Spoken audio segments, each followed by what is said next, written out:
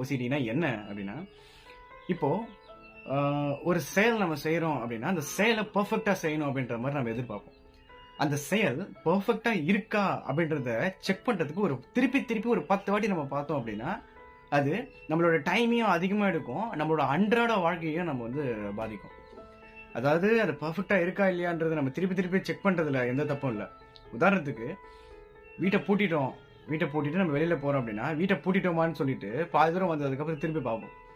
இப்போ ஒரு வேலை இன்னும் பெர்ஃபெக்ட், அதாவது எல்லா விஷயத்திலயும் பெர்ஃபெக்ஷனா எதிர்பார்க்குற ஒரு பர்சனா இருக்காங்க அப்படின்னா பாதி தூரம் போயிட்டு திருப்பி வருவாங்க பூட்டிருக்கா இல்லையா அப்படின்ற ஒரு விஷயத்த பாக்குறதுக்காக.